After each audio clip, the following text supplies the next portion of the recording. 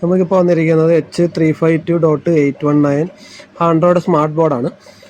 ഇതിൻ്റെ service mode വരുന്നത് input 208 ആണ്. പിന്നെ ഫുൾ HD ആക്കുന്നത് input 3661 HD input 3662 full HD ആണ്.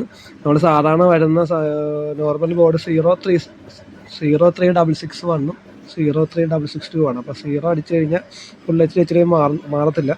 രണ്ടുപേര് കൊണ്ടുപോയിട്ട് അങ്ങനെ കംപ്ലൈൻറ്റ് പറഞ്ഞതുകൊണ്ടാണ് നമ്മളിപ്പോൾ വീഡിയോ ചെയ്തത്. അപ്പോൾ ശ്രദ്ധിക്കുക, 3661 3662.